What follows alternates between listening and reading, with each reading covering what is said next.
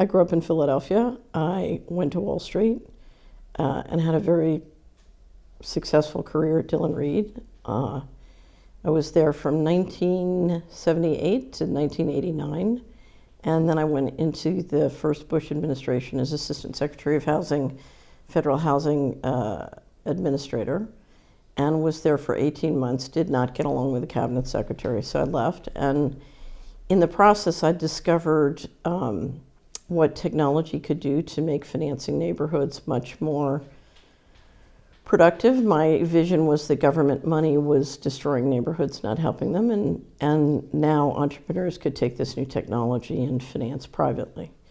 So I started an investment bank and broker-dealer in Washington named Hamilton Securities Group, and a couple years later we were hired back by the Federal Housing Administration to be the lead financial advisor.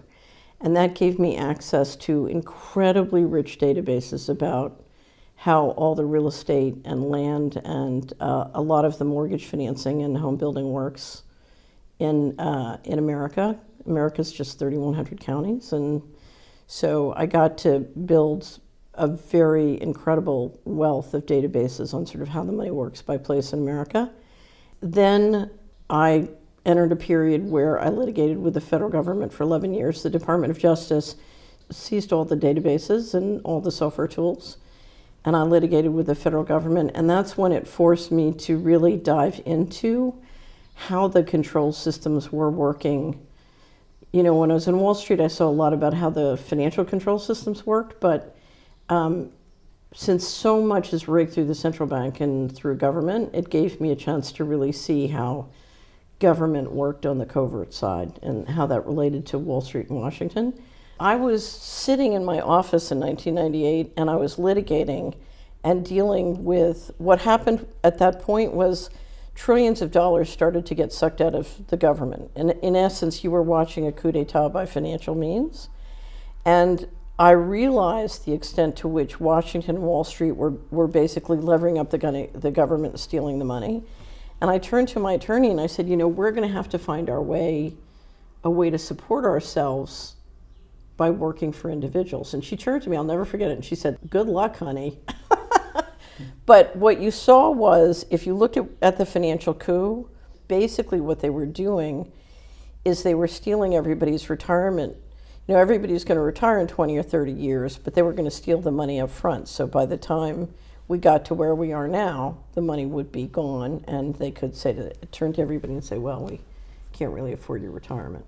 When I was on Wall Street, we were in a world of what people would think of as sort of, on one side you had markets and monetary policy run by the central banks, and then you had the electorate influencing the fiscal policy in the government, and so you had think of it as a two-pillar system. And markets were clearly managed centrally. So the central banks, in their control of monetary policy, could simply print money. So the central banks print money, and then the military runs around and makes sure everybody takes it. And it stays liquid. And the economic equation is, can you make more money from printing than you have to spend on the military and making the system go? So I'll give you an example. In the 80s, we had a period of tremendous monetary expansion. And in the last year of the decade, it was 88, I think, or in 89, there was a huge fight in the Dillon Reed partnership about how much money should be paid to the traders for bonuses. And I had a wonderful partner who did a study, and he showed that in all the trading floor, so equities, bonds, you know, all the different aspects of the trading floor, if instead of having traders in the seats, we'd had chimpanzees, we would have made more money, okay? And it was very interesting because you'd go out to the Hamptons on the weekends and you'd be in the plane or the bus and you'd hear everybody talking about they were making fantastic amounts of money because they were brilliant and geniuses and smart and clever. But it wasn't. It was just simply the monetary policy floating the boats up. You know, but everybody was making money. So for example, you know, because a lot of the money comes from economic warfare. So you pump up the dollar, you're moving money out of the U.S. government, you loan everybody in Asia as we're coming through this big change of globalization. You loan massive amounts of dollars, and then all of a sudden you pull all the loans. So you throw them into a debt entrapment, you pull the money, and then they get a crash. Now your dollar's high, so you go and buy in everything cheap. The governance structure that existed before the financial coup was basically you have the central banks running monetary policy, right? And then you have the sovereign government running fiscal policy. Okay, and the citizens pay taxes to the sovereign government, and they elect representatives who have something to say about how that fiscal money gets whacked up. Okay, and then you have private central bankers and private interests who control monetary policy and are relatively independent of the fiscal.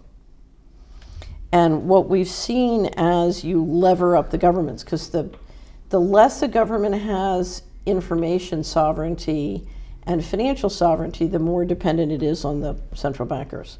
So as the government have levered up with debt and lose their sort of informational sovereignty and their financial sovereignty, part of this is what's happened with digital technology.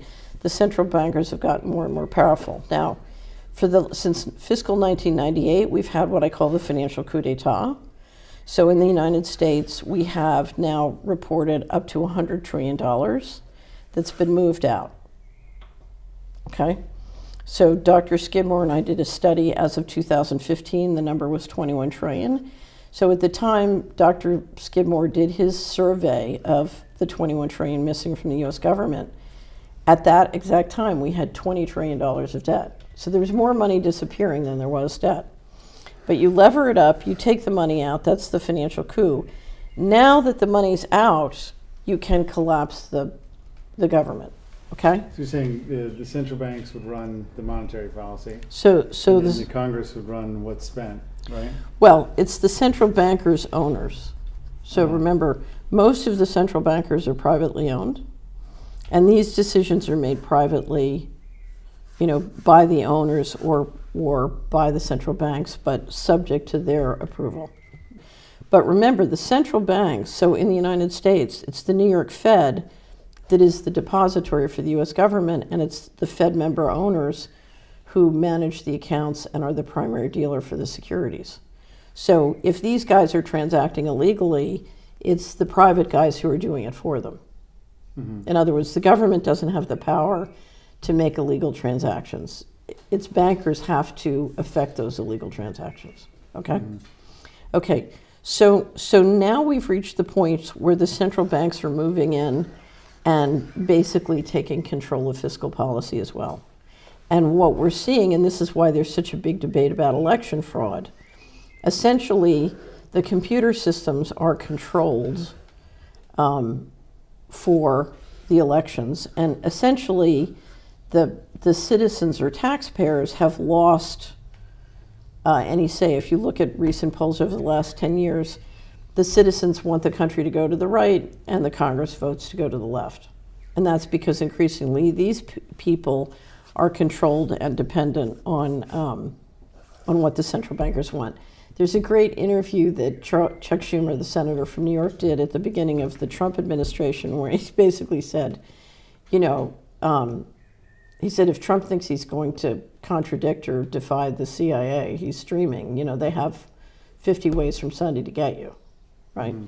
And traditionally, if you look at the US intelligence agencies, they basically work for the central bankers. So what's happening is we're watching a re-engineering of this fiscal line, and you're basically looking at the central bankers moving to put into place a system that will allow them to extract tax without representation. So that's the trick financially. How do you force the citizens to pay taxes with no representation? And of course, what they're using the pandemic to do is to roll in the system that will make it possible for them to achieve it. So I'm always quoting Naomi Wolf, who's done a very good job of describing this, and she said, vaccine passports are the end of human liberty in the West. And she's right, because it's ultimately what it's going to evolve into is a financial transaction system where basically if you don't behave, the central banks can take money right out of your account. They can stop you from transacting. So there's I think we talked about it last time, there's a great panel that the IMF did with Carstens, who's the general manager of the Bank of International Settlements, and Jay Powell, who's the chairman of the Federal Reserve. And they're talking about central bank digital currencies. And Carson says, well, the great thing about central bank digital currencies, if you don't want citizens of another country to transact, you can just shut off their ability to transact. And Powell kind of blanches because he knows what that means is, oh, you can cut off anybody's ability to transact. Yeah. Right. If you want complete control, then you want transactional control, but you want transactional control broken down into into both space and function. So let me tell you what I mean by that. You know, I want the ability to say you can only transact 5 miles from your home. You know, so I want you not to be able to travel. Okay, so your electric car or your driverless car can't go more than 5 miles from your home.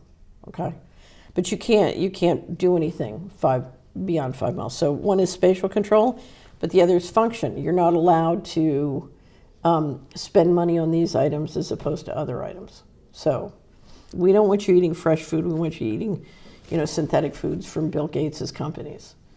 So you can only transact according to what we dictate is, you know, approved. I've always assumed that Bitcoin was a prototype.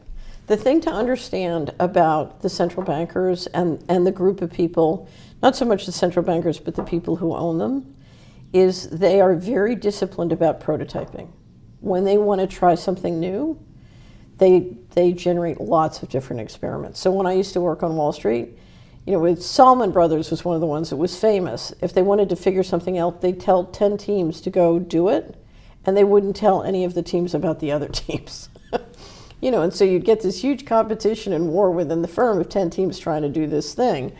And they figured, okay, one will figure it out. So if you look at the venture capital model, you will see in a venture capital fund, they figure out of 30 investments, maybe 2 will make money, but they will make enough money to make the whole thing highly profitable. Because of the monetary policy, they ran the risks of inflation. So the question is, how can we suck a huge amount of money into non-real assets? They're accumulating land, they're accumulating gold after they came out of the financial crisis, and we're steadily moving money, I believe, out of the fixed income markets trying to buy up the real assets. So how do you keep the retail market away from competing with you to buy up the real assets? Well, if you can get them off in Bitcoin and the cryptos, you know, you're just creating an asset out of thin air, right? Yes. I mean, it's energy expensive, but it's thin air. So it's much easier. It was extremely important to manage and manipulate the gold market because gold's like the smoke alarm, so you want to keep the smoke alarm from going off. If you can get everybody out of gold and into Bitcoin, it gives you a much more long ramp to sort of accumulate all the real assets without anybody figuring out.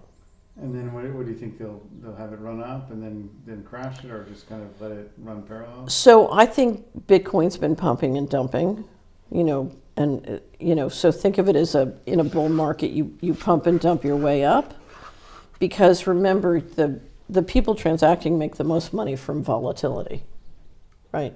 So when the stock market dropped 35% last year, you know, that's a great opportunity to buy and then run it back up. So remember, if you're going to build your control system, then you need to build a system of central bank digital currencies. And you don't want to do that until you've had sufficient prototyping, but you've also made digital currency fashionable, okay? And to do that, I mean, you can go out and hire all the top developers in the world, but if you just persuade them they can make lots of money and be free if they do it themselves, you know, and you make it very fun and innovative like the Wild West, they all jump in and they figure and prototype all these things for you. So it's the platform, then you build your central bank digital currency system, which now they're working on rolling out. Once you kind of gotten different aspects of the blockchain and the energy use figured out. Now, part of this is the smart grid, because you need to get everybody onto electrical systems for this to work, right? Vaccine passports will make you free, crypto will make you free, this will all make you free. And then you get them building your prison for you, right? Because you can't, remember, we're talking about a system where very, very few people have central control. the guys who are going to have central control can't build that. They've got to get the general population to build their own prison.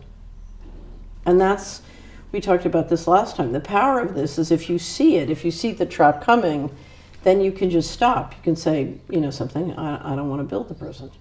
If you look at a lot of the financial fraud over the last 20 years in the United States, the leader of that financial fraud in many cases was JP Morgan Chase. And yet statistics show that 50% of Americans bank or have credit cards or other relationships with JP Morgan Chase. So I remember in 1998 when I was, I first realized what was happening with the mortgage fraud, and JP Morgan Chase was at the heart of it. I was writing a check on a JP Morgan Chase banking account, and I said, why am I banking? Why am I allowing my funds to be used as deposits to engineer financial fraud? I've got to come clean. I mean, if tomorrow, forget going to Washington and protesting, if tomorrow everybody woke up and said, I'm not going to bank with a New York Fed member bank, the change would be dramatic. Because if you look at where we're banking and who we're working for and who we're associating with, we're helping them do this. So remember, this is an all digital system, and one aspect of this is currency, but the other is a one-way mirror where you have 24/7 surveillance and data. So not only can I watch you 24/7 and collect data from your body, data from your mind, data from your activities, but then I can stop you from moving around spatially, or I can turn off your ability to transact. So let me give you some examples. So one, it's a control system, and two, it's a transaction system. But it's the end of currencies, because no longer can you put money in your pocket and walk away. You can only transact, through my company store, if you will. So let's talk about, so what is a currency really? I mean, it's not, this is more credit at the company store, like you're saying? Right, this is a credit at the company store. It's not a currency. Currency, so it's the end of real currency. Money would be like store value, divisible, transportable, acceptable. So this is why I always say, what is it about the word crypto that you don't understand? It's a crypt. It's your death? Yeah. Yeah.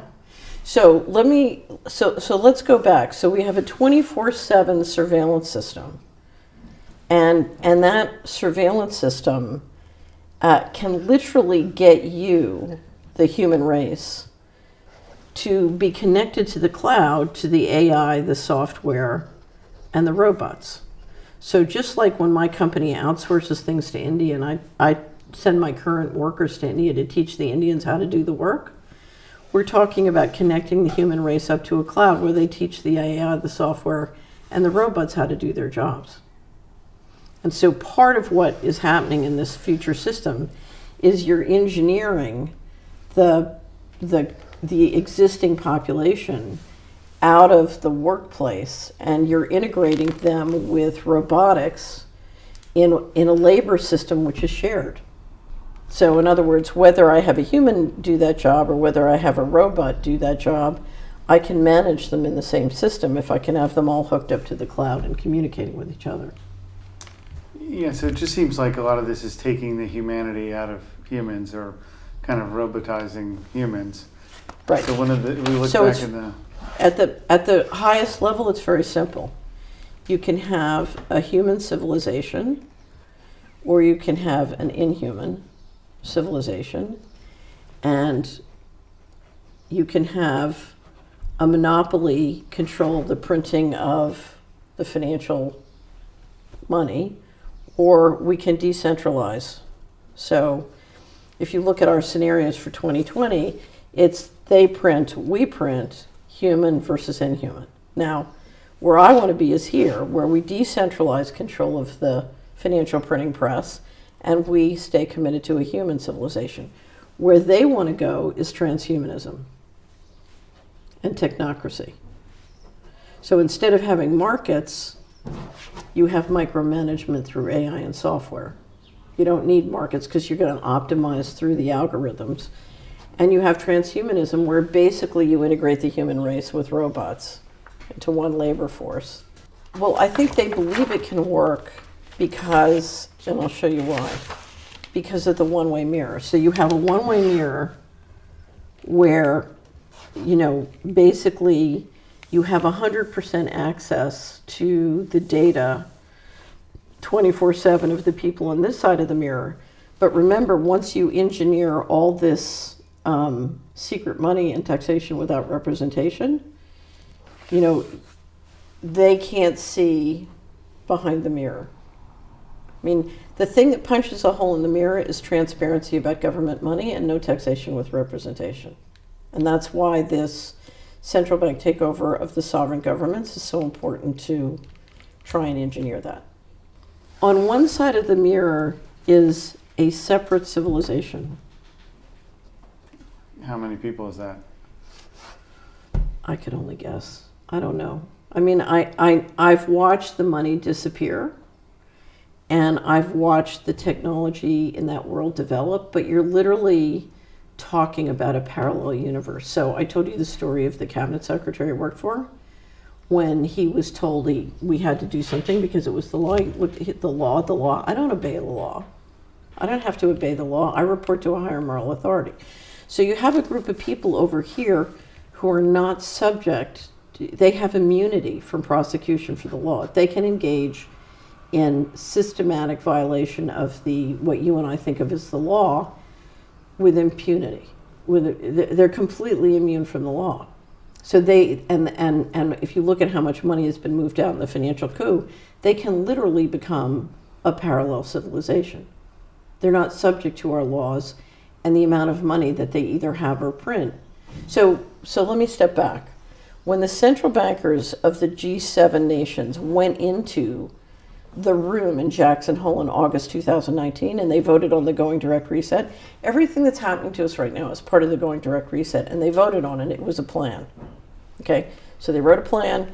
They decided to do this. So they've been engaged in the financial coup for 20 years. We're now coming into the end game. They have to consolidate the financial coup, and they vote on the going direct reset. And with that one decision, they made a decision over the next year to put 500 million people out of work. That's the equivalent of dropping several nuclear bombs around the world. That's financial warfare. And they made it intentionally, they made it knowingly, and it was a plan. And what is very important to understand when you think about this pandemic is people are not dying from magic viruses. People are dying from tyranny. They're dying from a great poisoning that's part of that tyranny. But our problem and the thing we need to be afraid of is tyranny, because the tyranny is about to get much, much worse. And it's the passports and that system of central bank digital control that will give them the ability to do that. The World Economic Forum calls it the Great Reset, which is kind of the marketing, you know, it's the if I were to get everybody in a room and talk about the going direct reset, everybody would go to sleep because it's all financial. Okay, but the World Economic Forum guys make it, you know, interesting and fashionable, and, you know, it's 2030, you own nothing, and you're happy. Now, what I hear is it's 2030, the going direct reset has stolen all your money, taken all your assets, and they've got your mind controlled. Do you know what I mean? So it depends on how you look at it. But the reset is to sell to people a vision of a world where the average person has a much smaller command on resources and assets and is subject to complete central control. Part of what you're dealing with is human beings crave coherence. And so if you can put them in a state of incoherence, they will literally do anything they can to get back to coherence. It's a torture mechanism. If you study torture, it's a typical torture tactic. If you just do what I want, you know, I will allow you to go back to a state of coherence. So that's why you see all these people saying, you know, if you just accept the passports, you know, you'll be free. Or if you get the vaccination, you'll just be free. They have spent a fortune since World War II on figuring out how to use digital technology and telecommunications and media to implement mind control much more economically and much more broadly. And one of the things I think is they're very enthusiastic about how well it's worked. And part of what they're doing is sort of, they're exercising their ability to use that technology to get, they're saying, okay, this stuff will kill you, but you have to take it, but it'll make you free, and then it works. I mean, part of, there is, particularly in the United States, a very negative downward spiral between the leadership and the general population, and there's a lot of anger between them. And, this is all part of proving that people are stupid and therefore don't deserve to be part of a democratic process. So you're regularly pledging obedience to things which are not logical.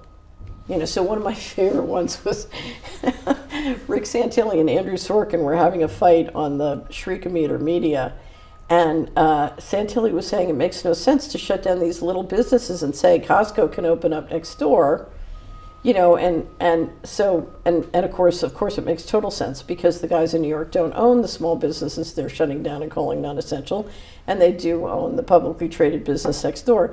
But Sorkin sits there with a straight face and he says, absolutely, that's science. The science proves that you can have Costco open, but you have to study. And he just says, it's the science. And then everybody goes, oh, yeah, it's science. It's the Pfizer expression, trust science. So crazy, huh? No, here's the thing. When will it stop working? The reason I'm always trying to get everyone to follow the financial patterns is if you follow what's happening financially, it's a very different story than if you're following what the shriekometer is shrieking. Because the shriekometer is shrieking the propaganda story or the cover story. But if you're watching the financial transactions, it's very different. So did I explain what happened in the 2014 elections? The Senate, it was hysterical. So the Republicans were trying to hold the Senate. And it was 2014, and everything they tried wasn't working, and they were behind in the polls. So then coming into, I'm trying to remember when it was, but sort of coming into the end game, suddenly they start with Ebola. I don't know if you remember this. And all of a sudden, every newspaper, front page is screaming, Ebola, Ebola, Ebola. Some guy comes in from Africa, and the subliminal message is that black president, he's bringing in black people, and you're all going to die because they'll give you Ebola, Ebola, Ebola, Ebola. Suddenly the Republicans are rising in the polls. Meantime, I get all these subscriptions from business newsletters, and they're sending out the message, you can ignore Ebola. It has no impact on your business. You don't have to think about this. You don't have to worry about this. But meantime, according to the front page, even the front page of the Wall Street Journal, you're all going to die from Ebola. And then literally the Republicans win the Senate, and then the next day it's page 7, and the next day it's gone. Like magic. It was, and of course I spent absolutely no time worrying about Ebola for our business or anything else because, it was clearly simply a shriekometer engineering of an election. So I would say if you look at how Northern Europe is run, there's been a much more beneficial relationship between government and the general population. Than in the States? Than in the States. So the States have been very, very different locally. So, in the United States, for example, one of the biggest problems is the federal government at the end of World War II opened up the U.S. markets to narcotics trafficking. And there has been a steady diminution of the quality of neighborhoods from narcotics trafficking and related mortgage fraud. And that's one of the things I've written about. And you can travel through Northern Europe and you don't see the same kind of destruction. I grew up in West Philadelphia, and my neighborhood was destroyed by narcotics trafficking that was completely air covered by the federal government. We've been living in a slow and steady deterioration as political power has been taken away from citizens. They have been kept entertained with lots of entertaining media or with government money. If you look at what's going on in the pandemic in the United States, people are literally being bought out of the labor force where they're making more money on unemployment compensation than they were making working. And what that will be used is to, you'll basically take the labor force away from small business, and that's part of bankrupting all the small business in Main Street. and you'll buy them into a system where you can completely control them. So they're the ones who will be, you're not going to get your continuing unemployment benefit unless you get on the passports or you go along with the digital, it'll be a steady series of these things to buy them into the system, but to buy them into the control system. So what do they have to gain by going on with this? I've been asking that question ever since I was a little girl. I can't tell you, because I've watched my whole life my fellow Americans sell their human rights and sell their neighbor's human rights for a little bit of money and a little bit of false security. I've watched thousands and thousands of people try and change what's happening, and they've been assassinated and they've been poisoned and they've been destroyed. I mean, the covert operations in the United States to stop political activities, all the way from COINTELPRO to the Kennedy assassinations to assassinating Malcolm X and Martin Luther King. I mean, there have been very significant covert operations to stop people from bringing about change. And as a result, people are scared. I'll never forget at Hamilton Securities, I sat down I had a group of IT guys who were trying to stop me. I was building, we were building data centers in low-income neighborhoods and sort of making education accessible. And they were sure I was going to get killed. They were absolutely sure I was going to get killed. And so they got me into the boardroom and tried to talk me out of it. And so we had a long, very detailed conversation. And what I discovered is they had all been active in politics during the 60s, and the assassinations had scared them all to death, and they had stopped and sort of instead become materialists and just said, okay, well, I'm going to live my life and enjoy the financial benefits of being part of the system. And, and they'd given up on politics. But they were deeply, deeply scared. And what do you think about that approach or that attitude? I found it to be very prevalent in the United States. So I'll give you a perfect example. So when I litigated with the Department of Justice, I had a wonderful uncle, just fabulous uncle. And I had always helped people in my family who ran into trouble because I made so much money. If anybody ever needed help, I always said yes, I always helped them. Anyway, so when the hit came along, he said, well, she helped everybody, so I'm going to help her. And I had farmland in New Hampshire, family farmland, and I sold my farmland back to him because they were trying to squeeze me on the legal expenses. And so I sold him the farmland. Well, the next thing that happens, he gets a call from the HUD Inspector General's office saying, your niece is a criminal. Why are you helping her? Blah, blah, blah, blah. And we want all your financial records for the family farm. He said, I'm happy to do that, but could you send me a letter so that I have a proper request and that I can review with my attorney and make sure that my compliance is, I'd like to do this formally. So they said yes, they would send him a letter. Well, they don't send him a letter. They show up the next week at his house with a subpoena at night. It's like 9 o'clock at night in New Hampshire with 3 FBI guys and a guy from the HUD IT's office. And suddenly, so this is very scary if you're a private citizen. Suddenly you got the FBI at your door with a subpoena slapping you and demanding, all the records on the family farm. So I was told that the family had a big conference call to decide if they should all drop me, because if they associated with me, then they would become targets too. It's a hell, it's rough on your social life. So people are scared. They know there's something, but again, it's that one-way mirror. They can't quite see it. They can't quite see how it works. Mm-hmm. What do you think is the motivation for all these vaccines, COVID vaccines? So there are different possibilities, but I think it just fits control. So if I can literally do almost perfect surveillance and IDing of you, let alone make it easier for me to mind control and influence you.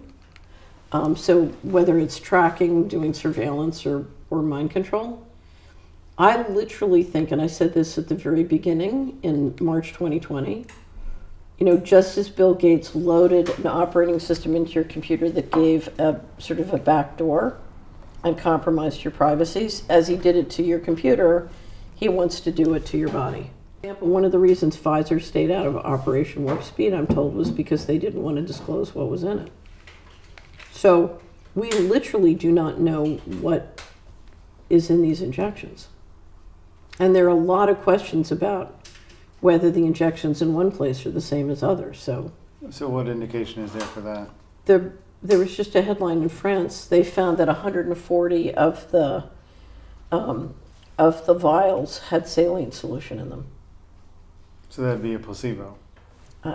I can't explain it. What I can tell you, because I have subscribers all over the world, is you're getting very different reports of health impact and adverse events in the wealthy neighborhoods than in the poor neighborhoods.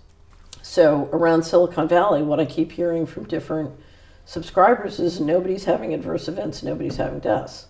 Whereas in the elderly population, the poor neighborhoods, you have many more adverse events. But it's all anecdotal yet. It's not hard statistics. And then, of course, I just was reading a study this morning on women in the first trimester. So you have very high rates of miscarriage in anybody who's pregnant in the first trimester who takes the injection. And where is that data coming from? A study of the VAERS database. There was a Harvard study called the Pilgrim Study that showed historically that maybe 1% of deaths and adverse events get reported. So we know the reporting is low. We don't know how low on this batch. But if you just read the formal adverse events and deaths that have been reported to the government databases in Europe and the United States, it's very significant. And what I'm told is it's only anecdotal, but the anecdotal evidence is the pressure to not report something as vaccine related is enormous. Well, here's the thing. If you're the hospital or doctors, you're liable if you didn't give informed consent. And so I've never heard of anybody or anything that's doing a proper disclosure of what anybody needs to know about what the risks of death or material adverse event are. And I'm assuming that they're all nervous about liability. The pharmaceutical companies aren't liable, so the question is who's going to be liable. So we continue to see examples where workman's compensation and healthcare insurance don't cover the costs. So, for example, Del Bigtree just did a wonderful interview with a woman who is required by her employer to take the injection. She takes the injection, she gets neurological damage, has not been able to work since January, and yet they won't file for workman's compensation for her. So what is practical advice do you have for people that are getting stuffed into this situation right now? I mean, first of all, stop helping these guys. Stop supporting them. If you look at who's building the train tracks of control, we're the ones who are doing it. Stop helping them. So what if people respond, okay, but this is tough, I'm getting pressured, on and on and on? Right. So I want to end tyranny in a way that is comfortable and profitable for me. It doesn't work that way. Go back through history. If somebody comes to your town, burns your house down and kills you and takes all your stuff, there's no fun, groovy way out of that, right? So, what we're dealing with here is tyranny. Now, I think tyranny will fail, and there are many different ways to fight tyranny. It's funny. A wonderful subscriber who was fighting some very corrupt stuff going on in her town in the United States. And she said, I don't know how to take the next step without getting very public, and I'm not a public person. And I said, go get the movie War Room. It's a Christian movie about prayer. And I said, what I want you to do is start a war room and just fight them through prayer. And she did. I got a message from her a couple months ago, and she said, oh my God, it works. So there are many different ways to fight, and you can fight in a way that's comfortable. Some people organize, some people are bringing lawsuits, some people are lobbying, some people are moving and going to another jurisdiction, some people are pulling their money out of JP Morgan Chase. There are many different ways to do it. If you're working for a big bank or big corporation, start working on building the skills and the resources and the wherewithal you need to start something yourself, okay? And the second thing is start learning, it's called DIY, do it yourself. Start looking at your financial picture and figuring out, instead of, sort of getting your income from the big corporation and then spending lots of money buying things from big corporations, figure out how you can collapse your income statement and your balance sheet to something which is much more resilient both locally and doing it yourself. So somebody just sent me a great email and they said, housing prices are skyrocketing where I am. And this is a young couple. Their housing prices are skyrocketing. What should I do? I said, you should go out, find a great piece of land. And then I sent them links to home building courses. Because if you look at what's happened in the world of home building, we can do it ourselves. We don't need to get mortgaged up and get dependent on the system. So the second thing is collapse it. The third thing is, for God's sakes, go out and get yourself a great bank. Okay? There are lots of, particularly if you're in the United States, there are lots of great banks and great bankers. Okay? And the basis of your transactions will be great banks who also don't want the central bankers controlling everything. I mean, I know a lot of community bank presidents who don't want to be controlled by the New York Fed. The way currency systems work also require having asset control. The way the US dollar's reserve currencies work is having oil as an asset controlled by the people who control the dollar. So there is a huge effort being made to control the food system. So the first thing you need to do, swing your money out of, if you're invested in the New York Fed member banks or in the big corporations that are running the government this way, swing your money out of those stocks and start investing in building a local food system. So, who's your farmer? Who's your rancher? Where are you going to get high quality fresh food? And there is tremendous opportunity to build out the local fresh food systems. If you take the time and patience, there are very good investments to be had there. So who's your banker? Who's your farmer and rancher? Then who's your sheriff? Okay? In the United States, again, I'm sorry because I'm being US centric, the entire enforcement within a county area is controlled by the sheriff. And in most counties, the sheriff is elected, not all, but most. Okay? And the feds literally cannot come in and do an enforcement action unless the sheriff allows it to occur. Now, you have state legislators. Stop worrying about who the president of the United States is. Care about who your state legislatures are, because the state legislators have the power to say no to the federal government, particularly if you're willing to escrow your taxes and get into this taxation without representation. Okay? So go through your financial statement and your balance sheet and get the bad guys out of your money and start supporting the local guys who are willing to support the rule of law. So it was very interesting. We have, if you come into Solari, we have something called the Take Action Crowd Fund. And it started when I had a former client who called me and she said, I just sold a house and I want to know, should I put the money into real estate or precious metals? And I said, what's the point of having assets if you don't have an army to protect them? Meaning, if you don't have litigators and state legislators and sheriffs who are willing to go protect your assets are worthless. You'll lose them. So, in fact, she took the money and gave it to a group of litigators who are litigating some of what's going on right now. Anytime you can make an investment that permanently reduces your expenses, you're better off. Back to do it yourself. So instead of paying your water bill, build a well. In other words, get your money out of financing the guys who are doing this to you and get your money into financing yourself or your friends or people you know and trust.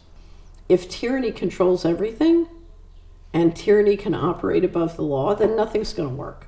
So, for many, many years, I've watched my clients and subscribers trying to figure out how to wiggle around the system because, I'm only one person.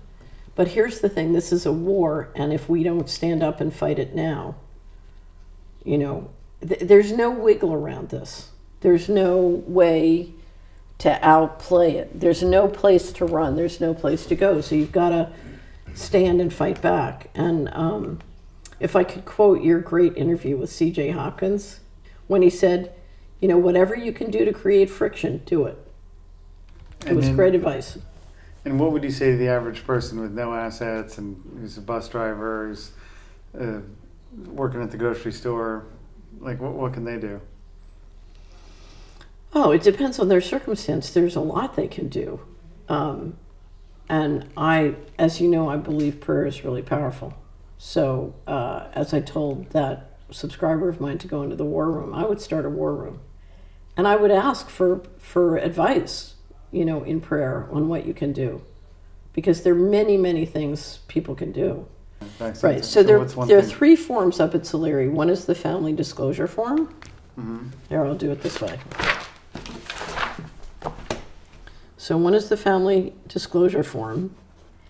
And that's to help families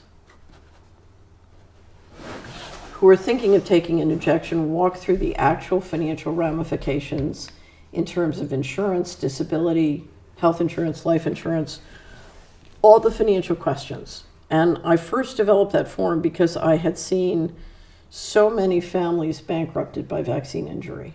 And this is designed specifically to help families avoid bankrupting themselves through vaccine injury.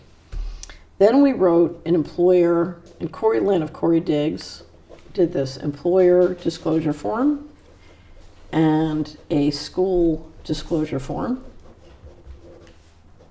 You can get these at solari.com. And that is if an employer or a school pressures or mandates injections, COVID-19 injections, it forces them to perform informed consent and to accept liability. So we're seeing employers mandated, even though under the law they can't, with an emergency authorization. Now, once the FDA approves, then they can. But the employer's workman's compensation, disability insurance, health insurance isn't covering the adverse events. So we're seeing people get sick, the employer won't apply for workman's compensation, the health insurance doesn't cover. And in fact, the employer hasn't exercised informed consent. So part of this is to force them to go through the informed consent process and to assume liability. Then there's something called a notice of liability. And a notice of liability says to a party, you are liable if you don't perform informed consent, and you are liable for the ramifications of what you're doing. So when the European Parliament passed the passports, the Doctors for COVID Ethics, who had been communicating with the healthcare, the medical agency, delivered 714 notice of liability to all the parliamentarians in the European Parliament, putting them on notice that what they were basically proposing and voting for was in violation of the Nuremberg principles, and it was constituted a crime against humanity. Now, there's notice of liabilities is a tactic to try and instill the law in a situation where people are not following the law. So where I'm a health officer and I'm justifying a policy even though it's in violation of the actual science, but I'm saying it's supported by science, that's a perfect situation where a notice of liability puts them on notice that they are personally liable for the harm that's done. And how would you characterize these characters, these officials, health officials doing these things? So I'm not I'm not around any of the health officers, but I've seen many government officials break the law and intentionally do things that are harmful for the citizens. And they usually do it because they've been bullied or threatened, or they're scared, or they've been offered very attractive incentives. So, if you're a government official, you're going to, whether it's, carrots or sticks. So whatever the kickbacks are, you want to get the kickbacks, you want to get the promotions, or they've got a control file. So they've got, it's J. Edgar Hoover's dirty pictures. They've got dirty pictures on you or somebody in your family. So we have a choice. We have free We will. have a choice. Everybody has a choice. So stop building the prisons, stop helping these guys, and start creating friction. I'm not saying go out, stand in front of the tank tomorrow, but we don't have to go along, and we're the ones who are building the prison. So you have to bring transparency to what's going on, and then you have to take action. So, we're not all going to make it out of this process alive. face the fact. It's war. That's what happens in war. But human liberty is worth fighting for. You know, we're living in a world where there are two visions. And the top 1% have a vision of us as a natural resource. And we have a vision, I have a vision of us as individuals with sovereign rights under divine, that come to us by divine authority. So this is really a question of, do we live in a world defined by divine intelligence and intelligence, or do we live in a world defined by hypermaterialism?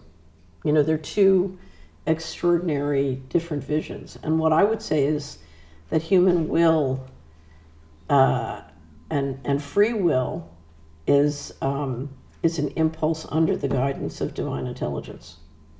It's not simply a materialistic impulse from a piece of living natural resource. You know, we're talking about a society where either we all have the ability to exercise our potential versus a few people have the ability to exercise their potential, and they can squeeze us to give themselves more benefit and more juice. Now, in their defense, we've had a world where one portion of the globe has benefited by exploiting the other portion of the globe. Now we're globalizing, and the question is, will we grow up and live in a world where we all can exercise our potential, or is it going to be just a few and then everybody else provides? So we've been in a middle state, and now it's all or nothing. And that's going to be the impact of globalization. So any closing comments? They're nuts. So I would suggest to you that whatever your take on the situation, the reason you want to go to work on building the everybody model is when they fail, we need a plan. So I always tell people, while the Titanic is sinking, grab some planks and some deck chairs and start building your ark, because these guys are going to make a huge mess. This is a mess. And if you look at what they're trying to do, it's very hard, it's very complicated. I described it all in State of Occurrency. I think it's going to fail. Great. Well, thank you, Catherine. So, thank you. Yeah, appreciate your time and your insights.